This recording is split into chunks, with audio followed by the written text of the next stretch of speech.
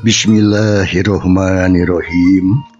Wargi-wargi Mang Dedi, baraya-baraya di Sunda. Alhamdulillah, urang syukur ka Allah Subhanahu wa taala rehna urang sadayana aya dina sehatul panjang yuswa.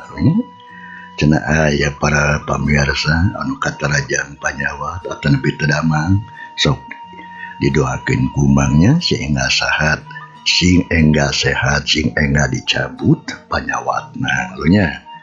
Atuh nuhun kumaha rupi perhatosanana. Mangga atuh ayeuna Mang Dedi baris ngungsi bagian anu ke-51 dina jujutan carita Talaga Getih karangan Amboros.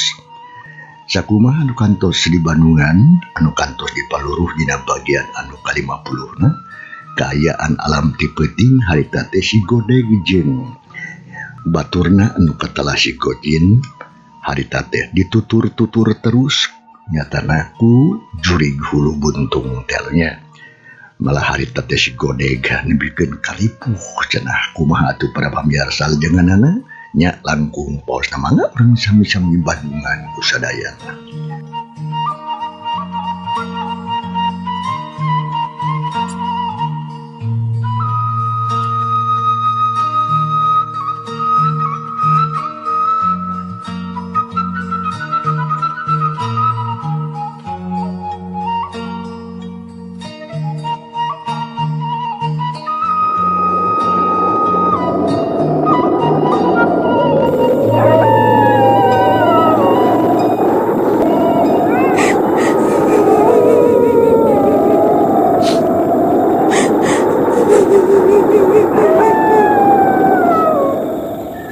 Angin ngaguru harita kaayaan alam beuki peuting bae.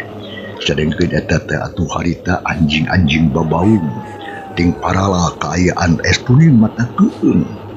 Tengah peuting awang-awangan kitu atuh harita aingeng teh kadenge suara si Godeg harita nyebut ampun beri jenglas.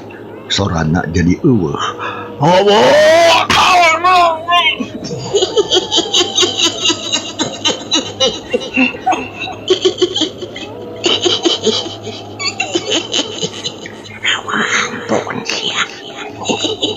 Geuyeung si jurig buntung teh ngadeukeutan ka si Godeg. Leungeunna anu rangguas terus kukuna anu sareukut sakilat nyamet beungeut. Syuk.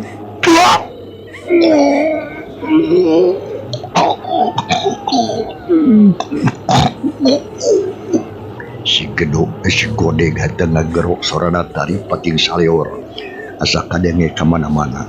Burya getih mucur cenah beungeutna. Nempok itu si Gojin beuki reuwas bae terus ngagorwok minta tulung ka urang lembur. Tolong! Cek si Gojin gageruan meni ongeng-ongengan minta tulung tapi eda saurang oge anu wanieun kaluar. Sabab jalma-jalma nu aya di jero imah teh hampir sakabehna sieun. Da puguh atuh kaayaan alam di luar teh tuning matak pikakeun. Angin ngaguru harita teh malah ayeuna cakakak cikikik mata kukurayeun. Samalah sarea oge ngadenge lamun ceuk harita aya sora awewe anu cicirihilan jejereuheulan. Mata kukurayeun kadenge nage. Bareng jeung si Gojin anu ngagurowo keuleuyeung harita.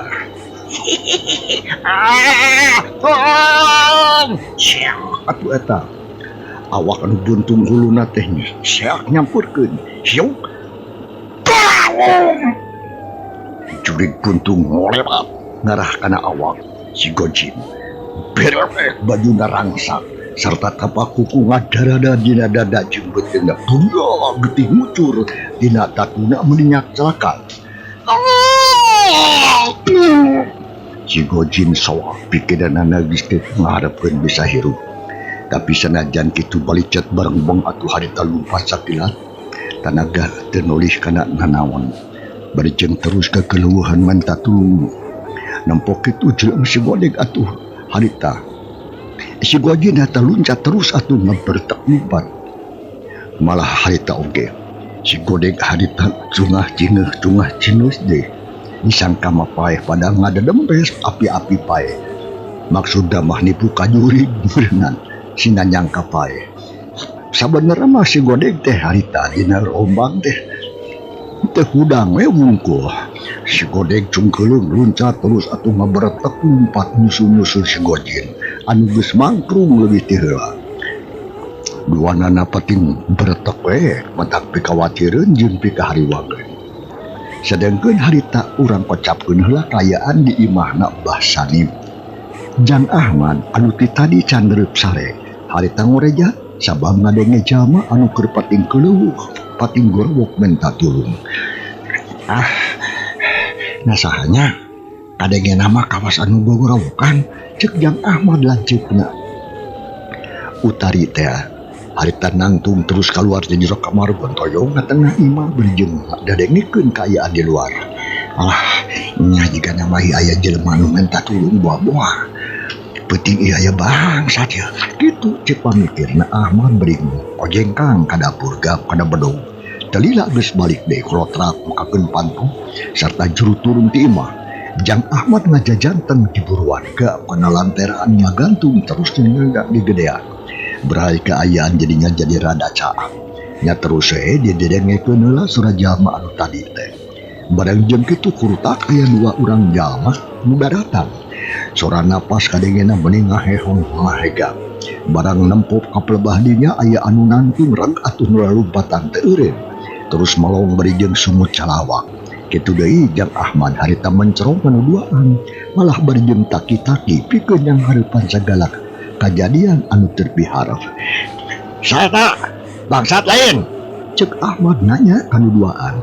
Ari si Gojin jeung si Godeg harita ngadenge aya sora lalaki kitu nanya anu nanya beuki reuwas we da puguh sok sieun lain jelema. Nya kalakah jarempe we berijeng reng haprajug teu waka bisa ngomong deh. Nempo kitu Ahmad beuki penasaran. Rep atuh ka si Godeg anu katempona peutna bareubeureureum tu getih. Rep deui atuh ka si Gojin anu katempo beudeuh ngarangsang sarta sarua beureum di ku getih. Jang Ahmad ngerasa heran.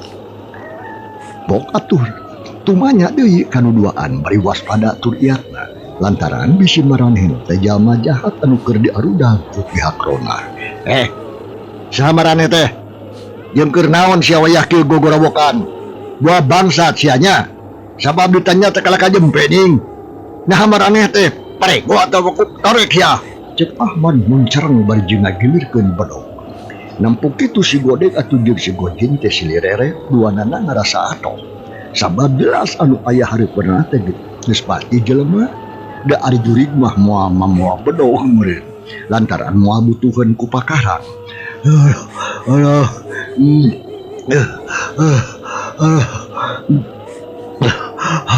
Kuring lain bangsat tapi Rona ceuk si Godeg ngawalon mah tapi berijeng rada gugup ari panon melong ka Jang Ahmad sabab hayang sidik kana rupana. Jadi maraneh teh Rona nya nu bener sia ngomong. Sumuhun kuring duaan Rona. Rona saha maneh? Ahmad tumanya deui da puguh can ngarasa yakin ari sabab can bisa nempuh rupaanana. Sok indis ku bisi rempan pusugan bisi kabelejong ku jalma anu jahat. Ngadenge pananya kitu ti Ahmad pok si Godeg harita. Kuring mah Mamad anak mah Iroh ta anu eta si Udin anak bicah. Ceuk si Godeg ngajelaskeun. Bari jeung paharip-harip jeung Jang Ahmad anu keur mencerong ka maranehna. Jadi maraneh teh Mamad jeung Udin. Nah kunaon sia make jeung lompatan wayah tuwari. Jeung deui kunaon make gogorowokan tadi? Alah naon? Dongeng nama panjang. Jang, saha anjeun dah? Ceuk si Godeg kalah balik nanya bari melong ka Ahmad. Kuring Ahmad, anak Basanip. Nya. Jadi anjeun teh Ahmad. Nya. Ieu mah kuring, pira ku teu percaya. Ari maraneh kunaon atuh eta teh? Eta beungeut mika rusak kitu, Mat. Sarua di Mas Udin oge teh baju meuni ralang sakitu. Jeung nadi meuni bertihan kitu juga tapak di koetan kuku mau. Nah naon anu geus kajadian teh? Ceuk Ahmad bari jeung rutret anu duaan hatena beuki ngerasa heran. Mad panjang dongengna mah. kuring duaan teh diudag-udag ku jurig hulu jeung jurig buntung hulu deh di sisi lain hayang naon mah tah gitu. Cek si Godin ngajelaskeun secara singkat we kaayaan maranehna anu keur diudag-udag ku jurig hulu. Ngadenge kitu pok Jang Ahmad harita. Hutan teh kitu. Nah benar eta teh. Godin. Nya bener pisan jeung nyaduikeun naon kuring bohong atuh. Nya keur sagedapan Jang Ahmad kalah ngahulang. Sabab dipati percaya kana anu rupa ngan si Godin jeung si Godek. Mucik kaneh ditepikeun ka manehna. Barang jeung kitu ujung-ujung hiuk angin ngagelembuk sorasea handaruan.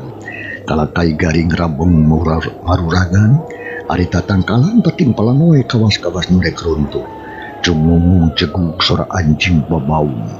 Angin ngaguruh di dumantara es nu matakeun. Seli tempas jeung sora manuk jurig anu teu pupuh di sarada milung-milung kaayaan alam peuting. Dumasar kana hal eta Jang Ahmad ngarasa kaget. Terus cumacing seluak lieu kutenan kasebeneran eta tempat. Astagfirullahaladzim, ya Allah, ya Allah. Nah ya naon atuh ieu teh teu pupuh ngadadak jadi gede angin deui. Cek Jang Ahmad lihat ka kenca lihat ka katuhu. Kasisi jeung kagigir. Kaayaan di buruan imahna jadi ngadadak gandeng ku sora-sora anu matakeun. Ari si Gojin jeung si Godek ngadenge kitu teh duanana meuni pias beungeutna teh. Malah ngagibrig ongkoh kawas anu keur muriang panas tiris. Da puguh geus apal musik aya tanda-tanda anu sarupa kitu geus pasti. Lila kulila masih jurig hulu teh bakal datang. Malah keur kitu teh bener we.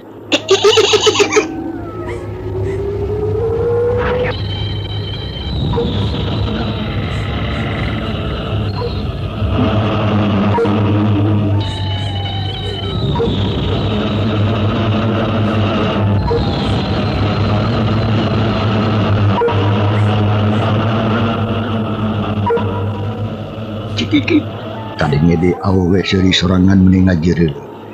Mengirum mataku kurayeun jeung mataku ringkak kana bulu punduk.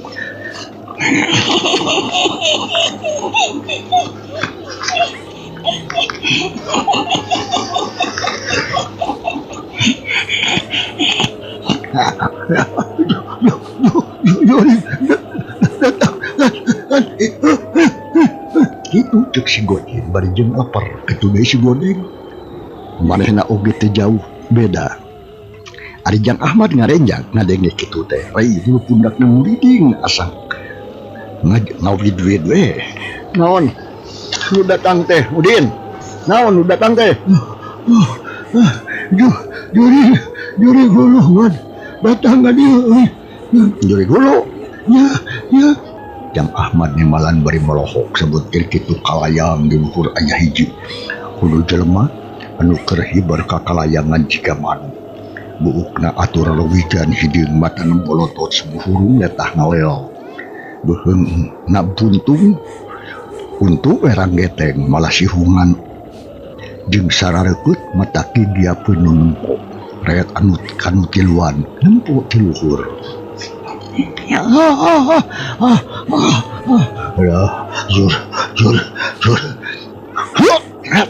Cerung. Si Godek jeung si Gojin bareng laluncatan hampir we buburu ka Jang Ahmad anu harita keur ngajanteng nangtung. Duanan alempatan muru ka imah Jang Ahmad gebus asup ka tepas keempat muru ka tengah imah.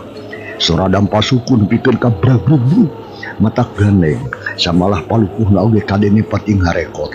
Brek duanana dariuk terus pating kudu puruk we da puguh bakat ku capek jeung sieun di ongko. Sadengkeun Jang Ahmad nepuk kitu teh ngarasa kaget sakadapan makalah cicing we bari jeung nembokkeun jurig anu keur kakalayangan di jomantara. Sewot eta si hulu jurig teh nyerorot ka handap terus ngalayang ngadeuketan ka Jang Ahmad terus nguriling heo ka ambu bau bangke hiliwir bau hanyir ditih meuni angin-anginan etuni matak mural jeung matak soba anu nganggu.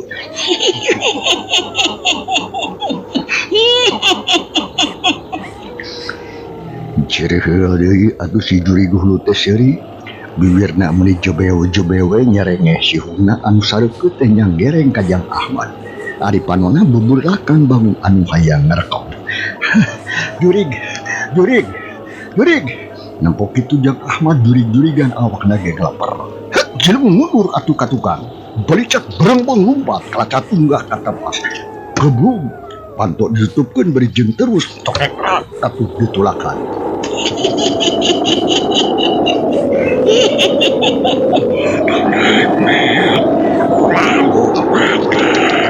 Cek eta jurig hulu gageroan ka Ahmad anu geus aya di jero imah. Ngadenge kitu teh kacida pisan rubah jeung kaget. Samalah cek pamikirna Jang Ahmad jurig hulu teh make jeung apa ngaran kawas anu geus wawuh bae. Astagfirullahaladzim. Astagfirullahaladzim. Nah jurig hulu teh make ngageroan kaing. Allahu Akbar. Allahu Akbar. Cek Jang Ahmad ngagereneng berjeng ngadeg-deg. Terus nangtung atuh hareup tukang panto. Sabut keur kitu hiuk aya angin ngagelembung dibarengan ku sora anjing nu babaung menikeun ka melekung estuna mata keung jeung mata sieun anu ngadege. Dina kayaan kitu Bapak Jang Ahmad nyata nambah sanib jeung si Amu indungna Jang Ahmad nu tadi geus sarere di kamar harita nyai. Da puguh atuh reuwas ngadenge di jero imah aya sora anu brangbrigdung dina palukun. Da terus duanana atuh carengkat kaluar ti jero kamar. Malah go ka tengah imah breh atuh di atempo didinya aya dua tangtungan jalma anu keur pating kudupruk nyaruh kana palupu. Awakna garibrig jiga nu panas anu muriangan bari jeung juu ku kesang. Malahan mah atuh aya nu geutisna nyaklakan. Atuh bah sanib jeung si Ambu molohok. Da puguh kaget tapi untung sabut keur kitu Jang Ahmad nyampeurkeun. Woi eta Jang, eta saha? Bah sanib mareret ka anakna nyata ngalanjeukna.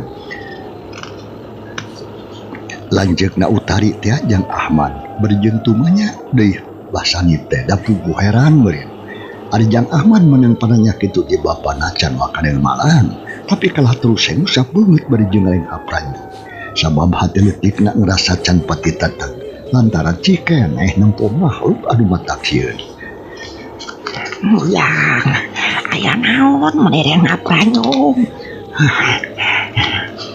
Ambu Sumina harita nanya bari jeung teu anakna anu karadatan. Dibarengan ku panon ceuleuh jeung beungeutna pias. Jang Ahmad harita. Itu Ambu di luar aya itu Ambu. Cek Jang Ahmad ngawalon rada teu paru. Malahan mata ka harti. Aya naon di luar keman. Nah, bangun anu gugup kitu ngomong Aya jurig abah kakalayangan sirahna di luhur. Sedangkan awakna mah dihanap ngan teu napakana taneuh abah. Yang Ahmad ngawalun nalaunan bari jeung ngabriki dikeun awakna da puguh sieun. Samalah rupa si jurig hulu oge bet asa kabayang bae dina kongkolak panonna. Ngadenge jawaban anakna kitu atuh harita bah sarip. Age meni asa gede parugu teh ini dia picisok. Omongkeun aya naon di luar teh. Nya yang sisok buru omongkeun dongkeun aya naon. Indung lagi meletumanya nyambung nyarungsung ke kacapan salakina nyatana si abah teh. Lantaran sarua di ngerasa heran. Kulantaran ditanya ku indung jeung bapak Pok Jang Ahmad harita.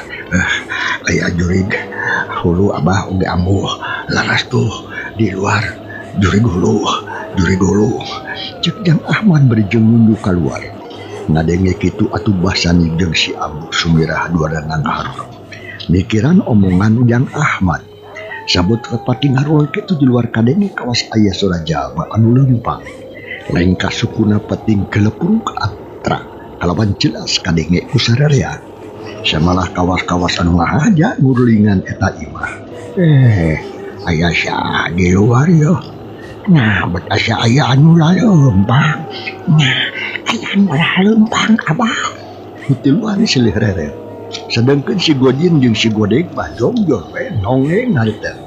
Dina deukeut panto ka dapur. Puguh damarena mah geus teu kuat ke bapariris beungeut ulut dikoet jurig. baluas ongko samalah jika nama lamun ayeuna aya jurig nu datang kadinya tangtu geus moal bisa lumpat deui sabab sukuna geus karasa leuleus awak lungse eueuh tanaga samalah pikiranna oge atuh geus tepati eling jadi ngan ukur bisa nyeremplong nongeng bari jeung ngadengikeun kaayaan alam di luar. Nah yang citempo kaditu nya saha belum pangante mad. Abah mah alim bah pergi soksieun jurig nu tadi abah. Dina kaayaan kitu hing kadenge aya sora awewe anu ceurik datangna ti hari imah. Sorana tarik mulas melis es kuning matak pikarunyaeun jeung matak kukurayeun.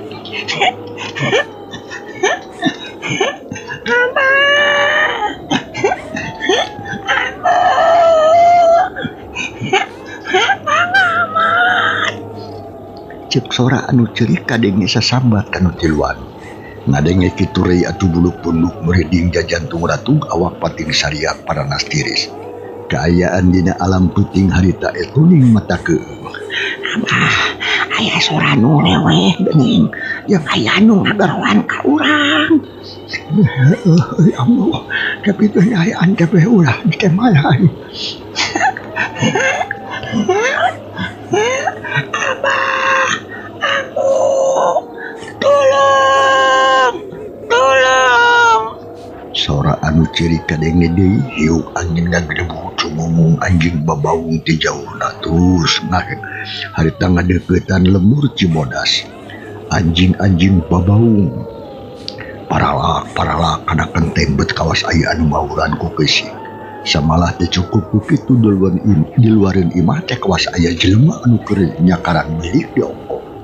Nyapugu sakurnu aya di jero imah mah kabeh oge ngarenjang jeung sieun. Abah, aya nu tacakar kana birit cine singkah kon kaitu sok kadinya singkah sabisa-bisa ulah dihandap bisi asup ka jero imah dan jika nama lain jalema kapan cek si ujang oge di luar teh jurig dulu cenah cek si Ambu bari jeung leper teu karasa geus gogoyobon kucing tangki bocor meureunnan. Si Ambu harita bari culang cilik sedengkeun Jang Ahmad gadeuketan ka indungna da puluh sieun di ongko.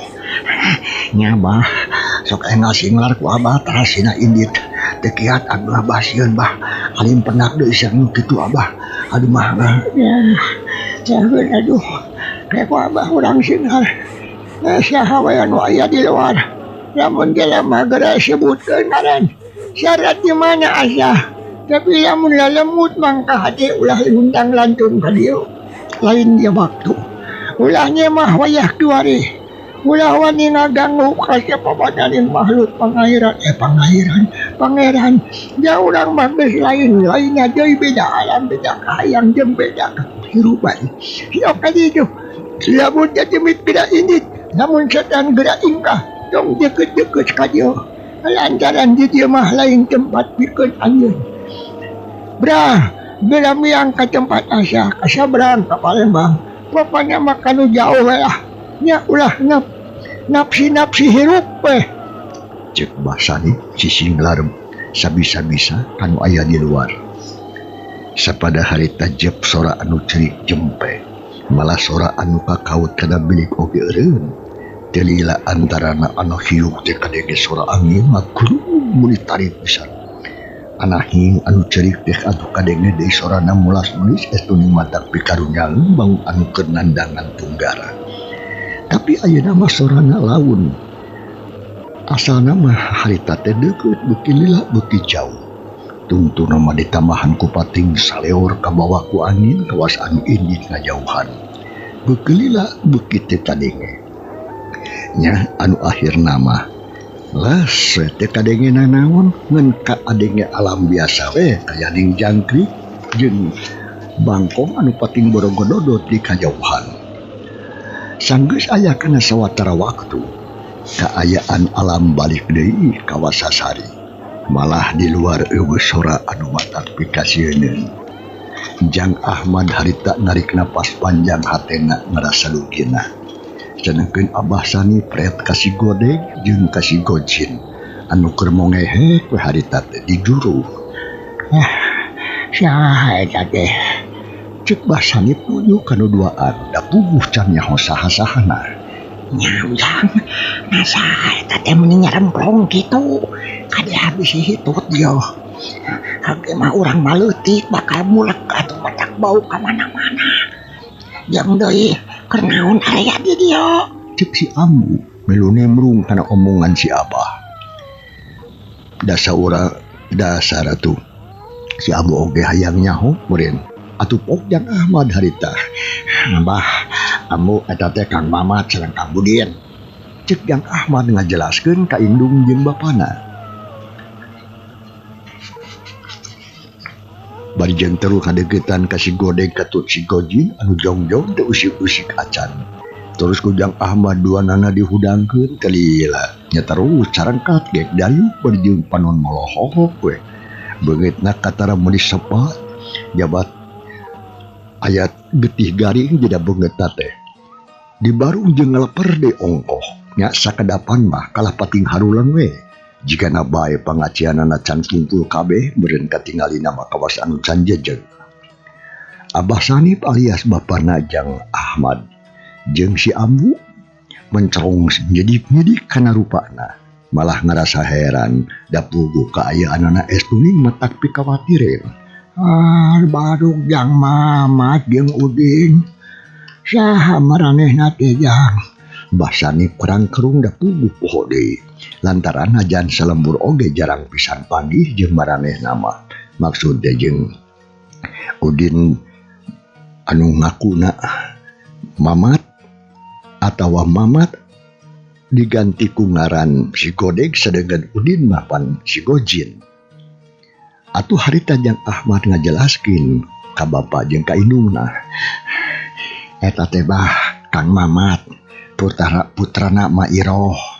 Tah sareng Kang Udin putrana Biicah tuh anu beumina palih kulon geuningan bah caket kebon sampe. Kebon sampeuna Mang Sukron teras atuh mengko kapalih katuhu jalanna teh kitu. Yang Mamat ke anakna bau almarhum. Tah laras Bapak Abah oge Ambu puterna bau almarhum. Tapi nah maranehna buat aya jadi atuh. Jangan dina bet kawas anu teu berarti teu pati eling. Cek si Ambu bari panon molong kanu duaan. Nyatana ka si Gojin katut. Si Godeg teh nu gawena pating olohok bae. Adu pok deui Jang Ahmad harita. Rupena mah kitu Ambu.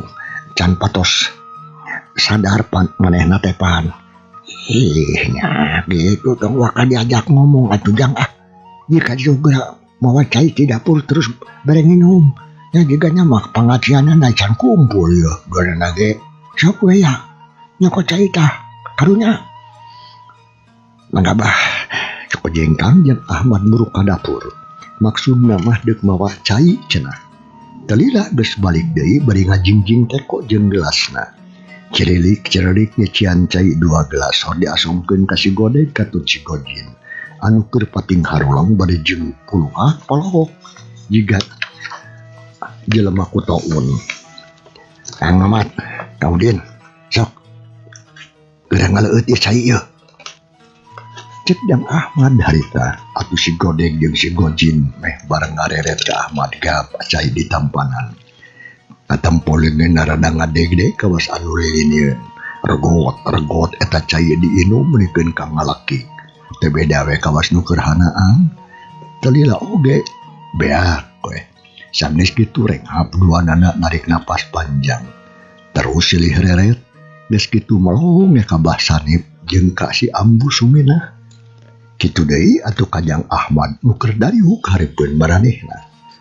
Pok si Abah harita teh Jang Mamat, Jang Udin, kumaha ujang duaan geus areli. Mbah Sanip mimiti tumanya bari jeung euteuk. Kana rupana si Godeg jeung si Gojin. Pok si Godeg harita, emut abdi mah baba. Cek si Godeg ngawalon sok sanajan sorana rada ngageter keneh. Manehna meureun geus mimiti sadar sarta inget kana sagala rupa anu karandapan. Oh, nya syukur atuh geus eling majang. Kumaha ari ujang nu ieu eling? Basa Sadip nanya deui bari ngaredet ka si Gojin. Sami abdi oge Bapak terus emut ayeuna mah. Alhamdulillah doa kitu mah. Ujang duaan ayeuna geus saladar ae. Yang cik kaditu. Mabacai bersih lamun aya mah ieu cai herang anu hanyeutkeun eta ngumahan tatu. Coba beli eta getih gararing nya kumaha ieu mun jadi kieu teh. Terus engke perang kubaran karunya tuh lagi antep kieu labuh lain. Cek si Abah harita yang kana malabuh we ka si Gojin jeung ka si Godeng teh padahal mah diudag-udag curi. Ngadenge omongan kitu Pok Jang Ahmad harita. Mangga bah geus atulah urang daheur heula caina we yeuh supaya rada panas. Cek Jang Ahmad bari ngaleos sabab waktu cukup mangsana kapan can para pamirsa. Ieu carita urang tunda heula. Kumaha atuh lajenganana insyaallah. Mang Dedi baris neruskeun deui carita dina bagian anu ka-52 na. Hatur nuhun loh kumaha perhatosanana lajeng kantun kasadeana. Wassalamualaikum warahmatullahi wabarakatuh.